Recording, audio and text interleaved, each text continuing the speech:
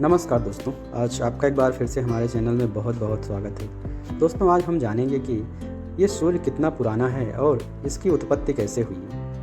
कुछ वैज्ञानिकों ने कुछ अनुमान लगाए हैं जिसके आधार पर हम आपको आज बताते हैं कि आखिर सूर्य कब आया, इसकी उत्पत्ति कब हुई। दोस्तों, विज्ञान में जब सूर्य की उम्र की बात होती है तो सभी स्रोतों से एक ही उत्तर तो नहीं आता है कि है, लेकिन उनमें बहुत ज़्यादा अंतर भी नहीं होता है।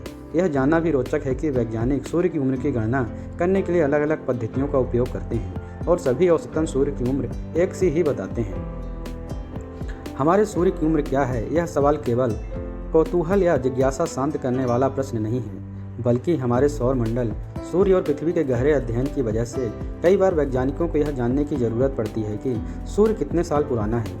इसी से जुड़े सवाल बनते हैं कि पृथ्वी की उम्र कितनी है, क्या पृथ्वी सूर्य से पहले खत्म हो जाएगी, सूर्य खत्म कैसे होगा और सूर्य के खत्म होने पृथ्वी का क्या होगा। इसीलिए आज हम अब यह जानने का प्रयास करते हैं कि वैज्ञानिकों ने सूर्य की उम्र क्या निकाली है और उन्होंने यह कैसे जाना है। तो आइए हम जानते हैं अपने इस वीडियो में। ये जानकारी के लिए आपको हमारे वीडियो पर लास्ट तक बने रहिए। दोस्तों, पृथ्वी पर कई प्राकृतिक घटनाओं के अध्ययन के कारण वैज्ञानिक हमारी पृथ्वी, सौरमंडल और सूर्य के निर्माण की प्रक्रिया के साथ उनकी उम्र भी जानने की ज़रूरत महसूस करते हैं। अभी अगर सूर्य की उम्र की बात करें या यह कहें कि कितने साल पुराना है, तो कहा जाता है कि वह 4.47 अरब साल पुराना है।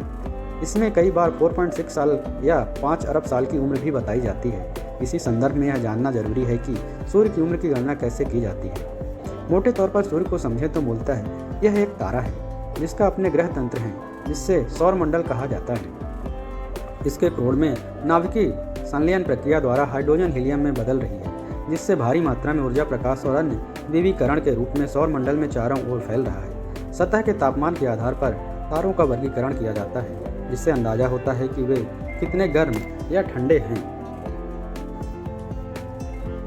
इस तरह से नीले से लाल रंग तारे O, B, A, G और M श्रेणी के तारे में होते हैं। हमारा सूर्य G प्रकार का तारा है जो वास्तव में सफ़ेद रंग का है। ऐसे तारे अपने हाइड्रोजन को हीलियम में बदलने में 10 अरब साल का समय लगाते हैं और अभी सूर्य अपने मध्य उम्र में चल रहा है। जैसा कि गणनाओं ने उसकी उम्र 4.5 से 4.6 अरब साल के बीच बताई है। सूर्य की गणना के लिए वैज्ञानिक कई पद्धतियाँ अपनाते हैं, जिनमें से 2 प्रमुख हैं। पहले तरीके में सौरमंडल की सबसे पुरानी चीज़ की खोज होती है। इस तकनीकी को न्यूक्लियो कॉस्मोक्रोनोलॉजी कहते हैं, जिसमें अंतरिक्ष की किसी वस्तु की उम्र पता करने के लिए नाभिकीय रेडियोधर्मिता का उपयोग होता है। इसमें वैज्ञानिक पता करते हैं कि वर्तमान के रेडियोधर्मी पदार्थ या तत्व किस मूल रेडियोधर्मी तत्व से आए होंगे। जैसे आयरन 60 तत्व सुपरनोवा विस्फोट जैसी घटनाओं के बाद ही बन पाता है और उसके कुछ करोड़ साल बाद यह विखंडित होकर निकल 60 में बदल जाता है, जो एक स्थिर तत्व है। वैज्ञानिकों ने पाया कि निकल 60 पूरे सौरमंडल में बिखरा है, यहाँ तक कि यह उल्का पिंडों में भी पाया गया जो सौरमंडल के निर्माण के समय बने थे। इन पिंडों में निकल 60 यानी निकल 60 की मात्रा से वे यह पता लगाने में सफल रहे कि सौरमंडल में आयरन 60 कब फैला होगा। दूसरी पद्धति तारों के जीवन चक्र को समझने पर आधारित है। एक तारे का जीवन बहुत ही ज़्यादा लंबा होता है, जिसके लिए पूरी मानव जाति का ही जीवन बहुत छोटा होता है। इसीलिए एक ही तारे को हम पूरे जीवन भर नहीं देख सकते, लेकिन हम अरबों तारों को उनके जीवन चक्र के अलग अलग हिस्सों में देख सकते हैं, जिससे हमें तारों का जीवन चक्र पता चल सका। इस तरह से लाखों तारों का अध्ययन कर उनका पूरा जीवन चक्र जानने के बाद खगोलविदों ने एक नक्शा बनाया, जिससे भार और चमक के आधार पर तारे की उम्र का अंदाजा हो सकता है।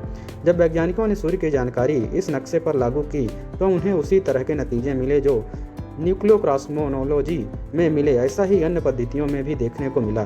फिलहाल अधिकांश वैज्ञानिक मानते हैं कि अभी सूर्य की उम्र 4.57 अरब साल की है। तो दोस्तों, ऐसी ही जानकारी के लिए हमारे चैनल पर बने रहिए। ऐसी ही जानकारी लेकर हम और भी बताएंगे आपको। तब तक के लिए नमस्कार, मिलते हैं नेक्स्ट वीडियो में।